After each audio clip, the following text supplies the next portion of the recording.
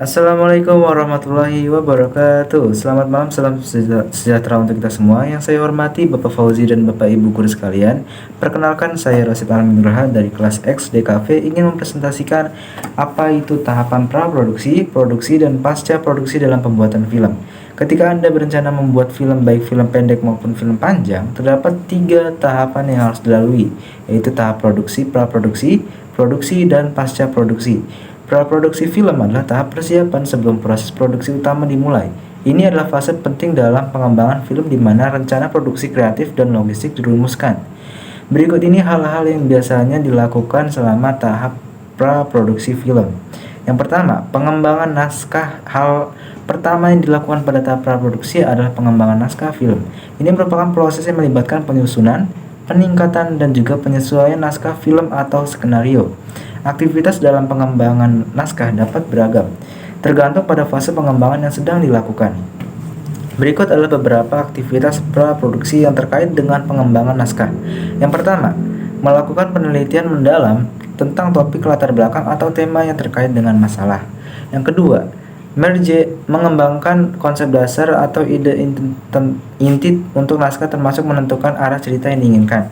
Yang ketiga, merencanakan alur cerita secara keseluruhan termasuk pengenalan karakter, konflik utama, dan titik balik penting.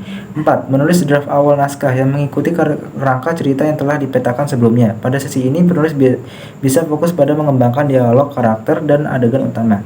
Kelima, mendalami karakter-karakter dalam naskah termasuk latar belakang, motivasi, dan perjalanan emosional mereka. Keenam, melakukan pembacaan naskah dengan tim pengembangan untuk mendapatkan umpan balik konstruktif. Ketujuh, berdasarkan umpan balik yang diterima, penulis dapat merevisi dan melakukan penyesuaian pada naskah setelah itu. Yang kedelapan, melakukan pembacaan ulang naskah dengan pemeran atau melakukan pengujian dengan membaca naskah di hadapan audiens terbatas. Dan yang kesembilan, bekerja sama dengan produser dan sutradara untuk mengembangkan naskah. Di sini penulis dapat menerima arahan, diskusi, ide, dan pengembangan bersama untuk mencapai visi yang diinginkan, menyempurnakan naskah hingga mencapai versi final yang sesuai diproduksi. Setiap aktivitas dalam pengembangan naskah bertujuan untuk memperbaiki dan memperkaya naskah sehingga menghasilkan kisah yang menarik, karakter yang kuat, dialog yang meyakinkan. Proses pengembangan naskah saat praproduksi dapat melibatkan literasi dan revisi yang berulang untuk mencapai hasil yang diinginkan.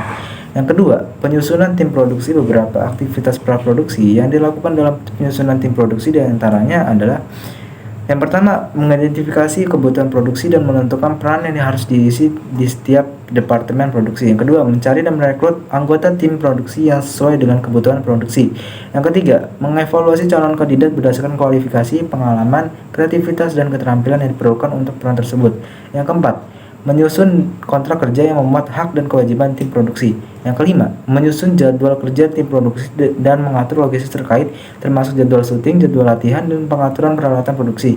Yang keenam, mendorong kolaborasi antara anggota tim produksi untuk mencapai visi yang diinginkan. Penyusunan tim produksi yang dilakukan pada tahap praproduksi penting dilakukan dengan seksama untuk menciptakan lingkungan kerja yang kolaboratif, efisien, dan kreatif. Setiap anggota tim harus memiliki peran dan tanggung jawab yang jelas, serta kemampuan untuk bekerja sama dalam mencapai tujuan produksi film yang diinginkan. Yang ketiga, membuat shortlist untuk mempermudah pengambilan gambar saat proses produksi film. Diperlukan pembuatan shortlist di tahap praproduksi ini, yaitu shortlist adalah daftar rinci dari adegan-adegan yang akan difilmkan, termasuk komposisi kamera, gerakan kamera, dan informasi penting lainnya. Membuat shortlist yang komprehensif dan terperinci saat dalam proses praproduksi akan membantu memandu proses syuting dan memastikan bahwa semua adegan yang diperlukan difilmkan sesuai dengan visi dan kebutuhan produksi film. Keempat, pembuatan storyboard. Dalam tahap praproduksi ini adalah proses menggambarkan visual adegan per adegan dalam urutan cerita secara berurutan menggunakan gambar atau ilustrasi. Storyboard membantu dalam merencanakan komposisi visual, komposisi kamera, pergerakan kamera, dan urutan adegan dalam produksi film. Storyboard merupakan alat yang kuat untuk berkomunikasi dan menggambarkan visual adegan dalam produksi film. Hal ini membantu dalam merencanakan pengaturan kamera, pemilihan framing, dan memberikan petunjuk kepada tim produksi tentang apa yang harus difilmkan dalam setiap adegan. Yang kelima, yaitu adalah perencanaan anggaran dan keuangan untuk mewujudkan cerita menjadi film tentu membutuhkan anggaran. Untuk itu, pada saat pra-produksi harus melakukan perencanaan keuangan, termasuk dalam mencari dana untuk biaya produksi film dan juga alat-alatnya dan lain-lain. Perencanaan keuangan menjadi langkah penting untuk dilakukan dalam produksi film. Ini untuk efisiensi dalam mengelola sumber daya finansial mereka.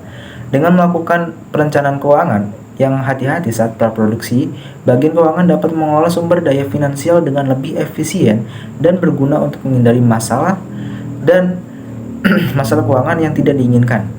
Yang keenam, penyusunan jadwal produksi agar proses produksi bisa berjalan lancar dan tepat waktu. Di tahap praproduksi ini diperlukan perencanaan jadwal produksi yang matang. Penyusunan jadwal produksi yang baik akan membantu pengaturan yang efisien dan terorganisir, memastikan penggunaan sumber daya yang optimal, serta mencapai target waktu produksi secara tepat.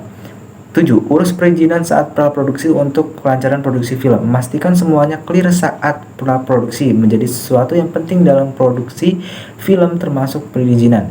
Hal ini berguna untuk mengantisipasi berbagai kendala yang mungkin bisa timbul saat pelaksanaan produksi.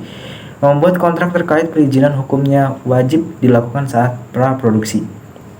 Ini untuk menjaga kelancaran produksi film, mencegah masalah hukum, dan memastikan bahwa produksi film bisa dijalankan secara legal dan etis. Ke-8, casting dan audisi. Casting dan audisi adalah dua istilah yang sering digunakan dalam proses seleksi pemeran untuk film, televisi, atau produksi teater. Proses ini dilakukan pada tahap praproduksi. Meskipun keduanya terkait erat, namun ada perbedaan penting antara casting dan audisi. Audisi merupakan bagian dari proses casting yang lebih luas dan membantu menyaring aktor-aktor potensial sebelum keputusan akhir diambil. Kedua aktivitas ini hanya efektif dilakukan saat praproduksi film. Yang kesembilan, membuat desain produksi dan konsep visual. Proses ini merupakan aktivitas dalam produksi film yang melibatkan perancangan dan penentuan estetika visual dari set, custom, properti, dan elemen-elemen lainnya.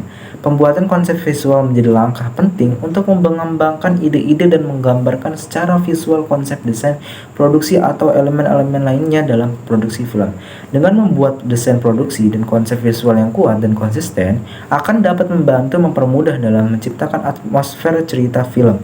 Yang ke-10, perencanaan lokasi untuk mendukung terciptanya suasana yang sesuai dengan cerita film. Pemilihan lokasi yang cocok akan sangat turut membantu mewujudkan visi visual dalam film. Perencanaan dan penentuan lokasi syuting menjadi satu hal penting dalam produksi film agar sesuai dengan kebutuhan yang dibutuhkan dalam pembuatan film. Perencanaan lokasi yang baik memastikan pemilihan lokasi yang sesuai dengan kebutuhan produksi dan membantu kelancaran proses syuting. Ke-11, perencanaan produksi dan logistik. Perencanaan produksi dan logistik adalah proses merencanakan dan mengatur segala aspek yang terkait dengan produksi film, termasuk sumber daya, jadwal, transportasi, akomodasi, dan kebutuhan logistik lainnya.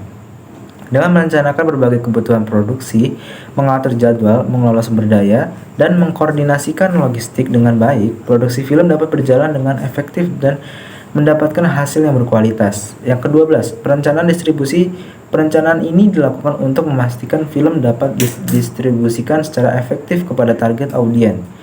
Distribusi film melibatkan penentuan saluran distribusi, negosiasi kontrak distribusi, pemilihan tanggal rilis, dan strategi pemasaran untuk mencapai audiens yang lebih luas. Dengan merencanakan saluran distribusi yang tepat, menjalankan strategi pemasaran yang efektif, dan melibatkan mitra distribusi yang kompeten, Anda dapat meningkatkan peluang sukses film Anda di pasar.